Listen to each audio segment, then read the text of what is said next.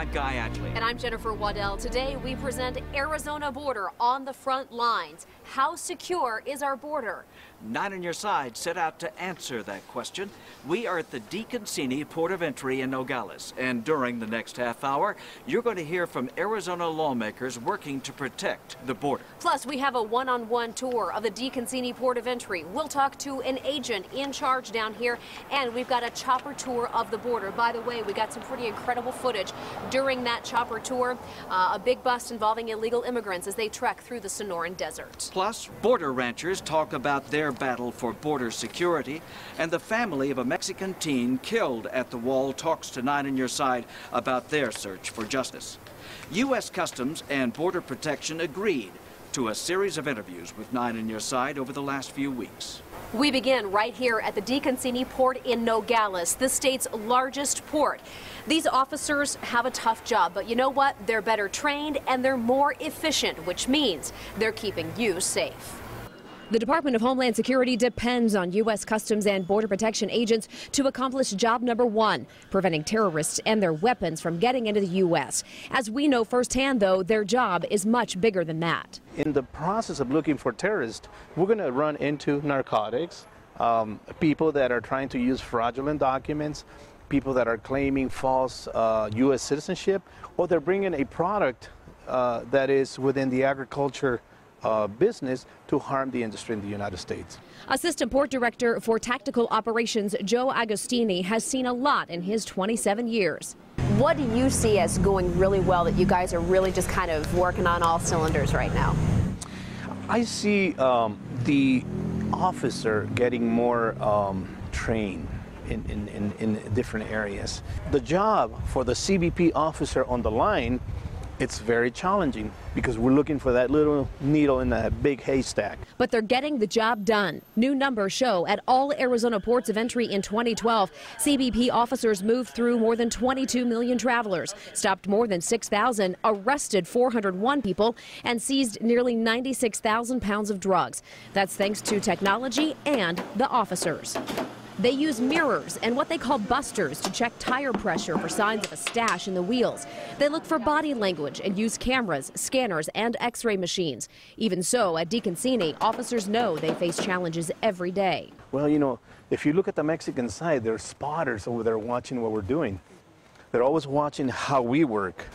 They watch the weaknesses and the strengths. And they concentrate on the weaknesses because that's what they're going to use to bring in something illegal. They have the time, they have the money. They're always ahead of us. And many times we're trying to catch up to their technology and resources. So, do you see that as probably the biggest challenge for you? I see that as one of them, one of the biggest challenging things that are happening at the land border. Another challenge, the potential danger. This is video from a rocking incident about 4 years ago at DeConcini. It injured a CBP agent. Looking to the future along the Nogales border, we see Mariposa, the port that's expanding as this story airs. Expected completion August 2014. Work along the border is never done, especially in Nogales, the biggest port of entry in Arizona. The DeConcini port opened in 1903. Since then, it's undergone numerous upgrades to get to where we are today, with high-tech surveillance and other top-secret camera systems. Before the last presidential election, immigration reform was unthinkable. But then, President Obama received 71% of the Hispanic vote, and everything changed. Republicans are now ready to talk, and Democrats like Congressman Ron Barber are ready to act. People I represent need to be safe on their land, particularly the ranchers east of Douglas all the way to New Mexico. Really don't feel like they're getting enough attention in terms of protection. But Ron Barber believes that's about to change. He says Homeland Security must begin spending its resources where most of the problems are. We represent 13% of the border with Mexico, but 38% of the drug seizures, 37% of the apprehensions. The congressman also says we cannot blame Mexico for the magnet of U.S. employment. We need to crack down even more than we have on employers who are hiring illegally. That's the magnet. And if the magnet continues to be there, people will come and they will risk coming here even illegally. So we have to make sure employers know that there's a severe penalty for breaking the law by hiring illegally. As for the estimated 11 million people already living in the U.S. illegally, Barber wants what he calls a pathway to legal status, and he says it won't be easy. They need first to become permanent residents, get a green card, and begin to settle in and become everything that they want to be in this country. And then as time passes, they can apply for citizenship. No one knows better about border security than the ranchers who have seen it all. Coming up in our special presentation, Life Along the Border through the eyes of families confronted with the illegal immigrant and drug smuggling problem firsthand. Plus, U.S. Customs and Border Protection grants Not On Your Side unprecedented aerial access to border ops. Take a look at what we encountered. That's next on Arizona Border on the Front Lines.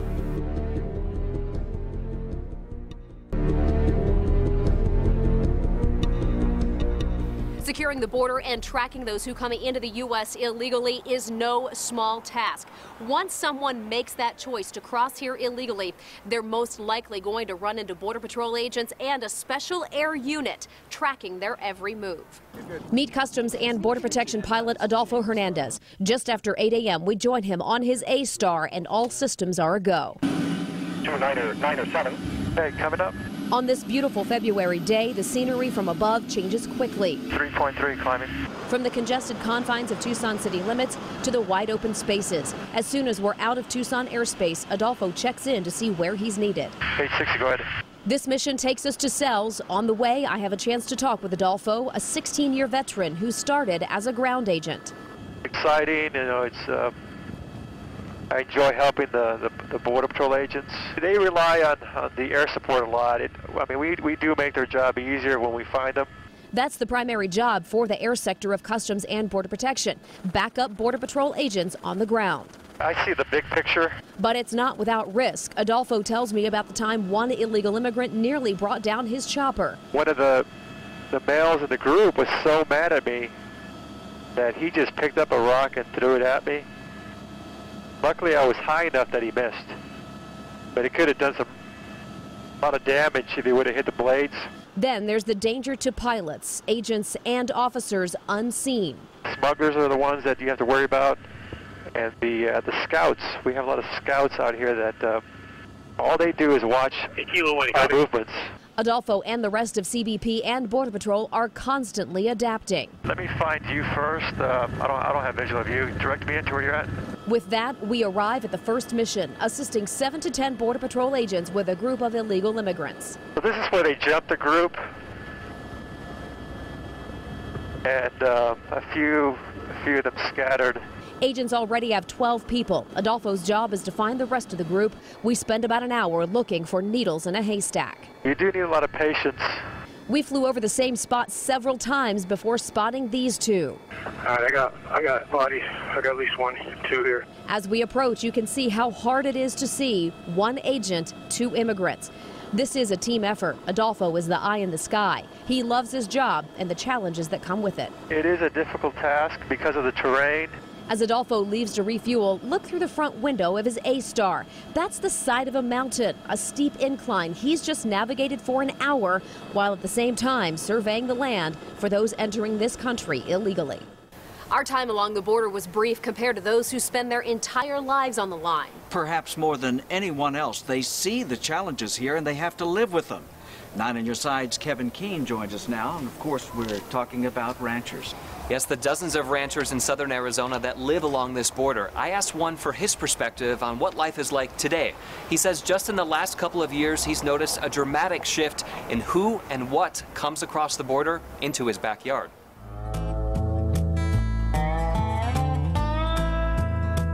John Ladd and his family have traveled these dusty roads for 5 generations.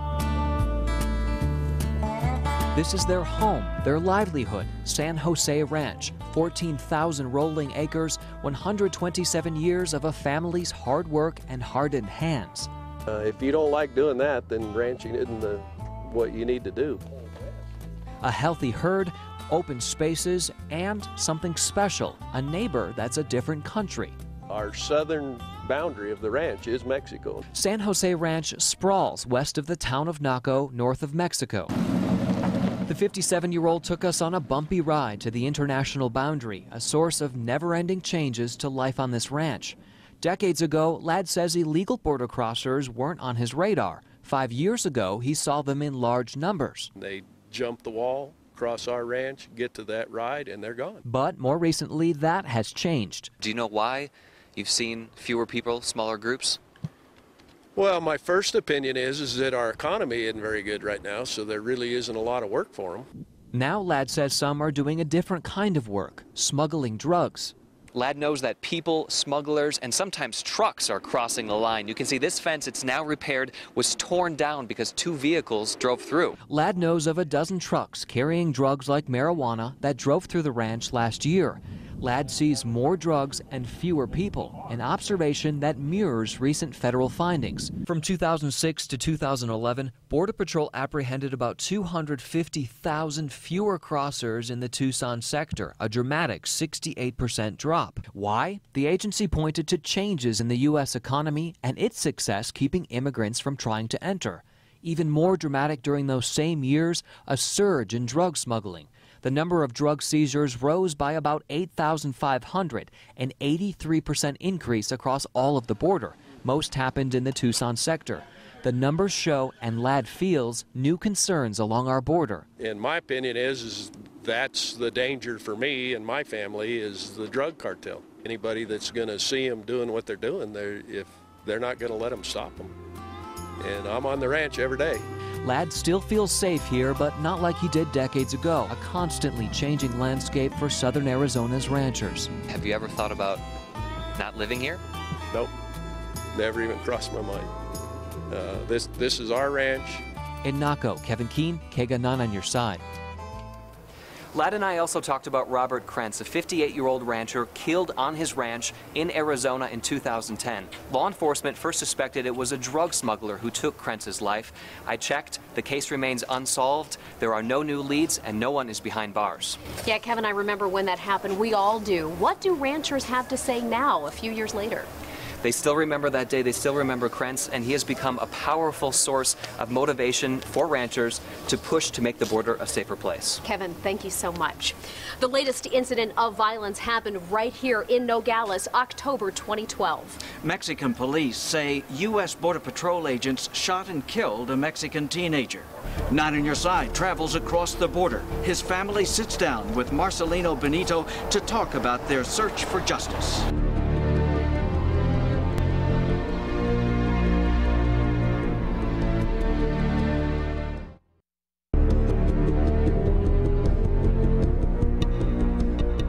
U.S. Border Patrol agents constantly face all kinds of threats along the fence, most common of which is rock throwers. Yeah, the threat is so high, Guy, that Border Patrol agents, the policy for them states they can fire back with bullets. A shooting last October, though, has raised some eyebrows.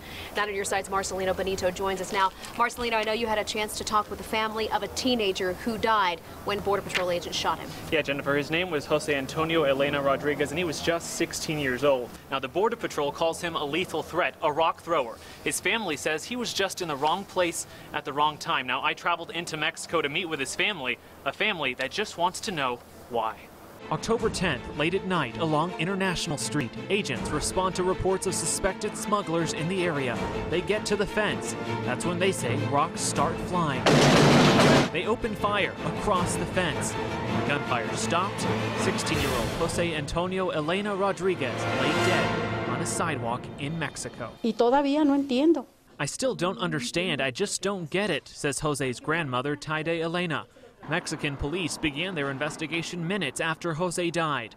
The family says he was just walking home. Meanwhile, U.S. authorities aren't divulging anything about this case. But 9 On Your Side obtained Jose's autopsy report, conducted in Mexico. Documents show agents fired more than 20 bullets. At least 8 struck Jose, once in the head, the rest throughout his body. His mother, Araceli Rodriguez. No, le dieron, lo vieron tirado y siguieron y siguieron y siguieron hasta que lo destrozaron. O sea, ¿por qué? ¿Por qué tanto? Como yo digo, no estaba armado. Border Patrol could not talk specifics of this case, but they did provide us this video. It shows some of the havoc a rock can cause. Then on our trip down to the border, they told us this. Now, when you're getting physically assaulted by the rocks like you saw in those videos, or being shot at, A 16-year-old can employ weapons against us, you know, firearms against us, anything. Very, very difficult. But if there's evidence that Jose posed a dangerous threat that night, no one's seen it. El cerco está altísimo. The wall's too high, Jose's mother says. How can they think he was strong enough to hurl a rock up over the wall to hurt anyone? Along International Street, where it happened, the U.S. side is at least 15 feet higher than the Sonoran side. You can still see the bullet holes in the wall of a medicine shop. Then there are the cameras perched right above where Jose was shot. Violó los derechos del niño. Violó los derechos de la nación. Violó todo. The Mexican government already wrapped up its investigation. It's condemned the shooting and called for the U.S. to quickly release its findings before U.S. bullets cross into their country again and kill someone else. Pues lo siguen haciendo y lo van a seguir haciendo si el gobierno americano y el gobierno mexicano no hacen nada. All the family can do now is wait for answers, but that wait is grueling. Life in Sonora without their son, forever heart-wrenching. Tengo ganas de oírlo.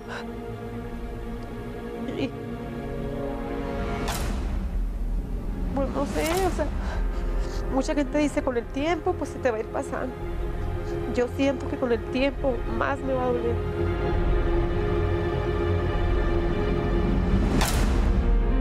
I reached out to the FBI to check on the status of this investigation. They tell me that the investigation is ongoing, but perhaps most troubling to Jose's family is that the FBI has no timetable for its completion.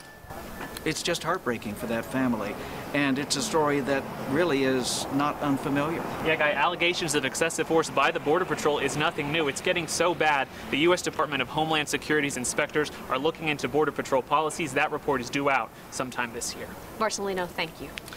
If there is one Arizona congressman who has fought long and hard for immigration reform, it is Raul Grijalva. He's been a lightning rod for the critics of reform, but now those same critics, bowing to the pressure of the ever-increasing Hispanic population, are beginning to see things his way. Congressman Grijalva says the GOP can no longer ignore the demographics of the Hispanic community. And the Republican Party, unless they want to become a permanent minority party of this country, have to reach out to that community. Grijalva says a bipartisan skeleton of border reform is now on the table.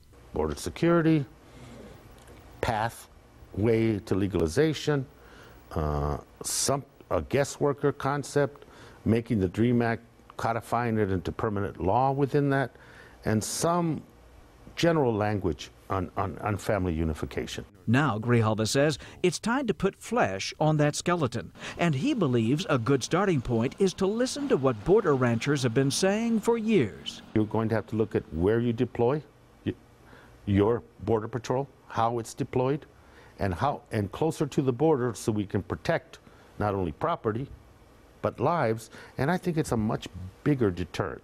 Grijalva says lawmakers and the public are tired of the same old rhetoric, and if there ever were a time to seize the moment, he says this is it. Will there be a compromise? Yes. Will it be the pure bill that I want? No. But will it incrementally take a huge step to settling what I believe is the most divisive issue in this country? Will it begin the process of integrating fully aspiring Americans into this country of ours, to its values, and to its reality? Absolutely. Arizona Senator John McCain is one of the 8 lawmakers negotiating the framework for immigration reform, and Republicans have made it clear a prerequisite has to be a secure border. McCain is willing to give that a definition. A secure border is a border where at least 9 out of 10 of those who attempt to cross are intercepted at the border. That's true in Yuma and a couple of places today, but certainly not in the Tucson sector. The question is how to make that happen. McCain says there's only one way. We need to use the technology we developed in Afghanistan and Iraq. Surveillance, drones, sensors. That's the only way, frankly, we're really going to be able to obtain a secure environment for the ranchers that live in the southern part of our state. McCain also points out the 40% of those here illegally who came across the border legally but then overstayed their visas. For them, McCain has 2 words: no amnesty. if there is a immigration reform, those people who are here illegally will have to pay a fine, pay back taxes, make sure there's no criminal record, learn English, learn the Constitution, and get in line behind everyone who is waited in line legally. U.S. Customs and Border Protection granted 9 On Your Side unprecedented access to border operations. Up next, security at the border from the viewpoint of the agent in charge. Her perspective on the struggle to control contraband at the border. Arizona Border on the front lines.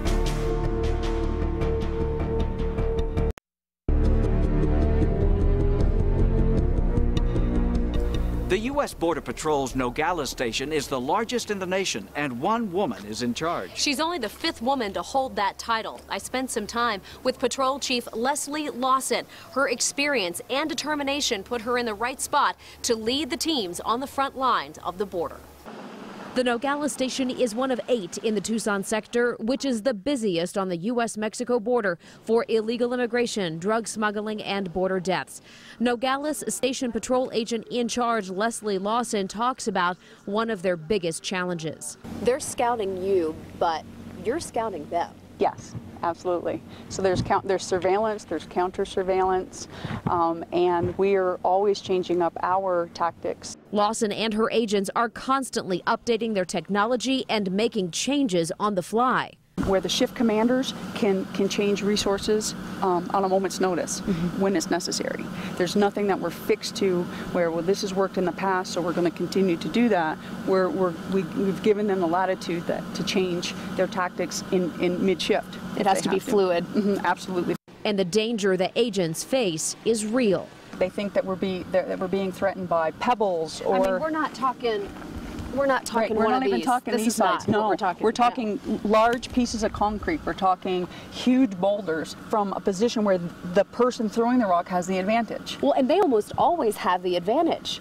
Almost always. On the south side of the fence. Yes. They're higher up. Despite the threat, Lawson and her teams are on the front lines, and the number of weapons, drugs, and people that don't get through show they're making a difference. Still, many lawmakers, politicians, and ranchers say the border is not secure. It begs the question, what is security? I've thought about that in my 20 years in service, and ultimately, it comes down to what the American people deem as secure. And unfortunately, that changes as our situation changes in the United States. So as agents see a drop in the number of arrests, they are dealing with the rise in the drug smuggling efforts along the border. So what's next in border security strategies? We asked lawmakers and the Border Patrol their answers when Arizona Border on the Front Lines returns.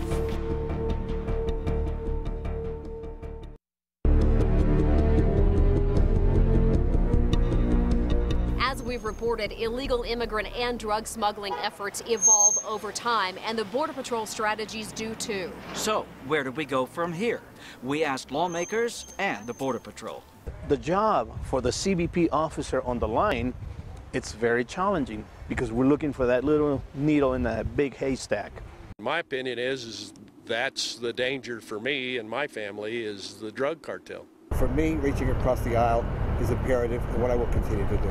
I think we need to allow this process of this nation of ours to work its magic, and we haven't allowed that to happen. We're working hard that the people in Arizona, particularly the southern part of our state, deserve a secure environment. And before I would sign off on any agreement, we would make sure that there is sufficient steps taken to have a secure border. You can find all of the interviews we just featured on KGUN9.com or on our Facebook page. Thanks for joining us for Arizona Border on the Front Lines.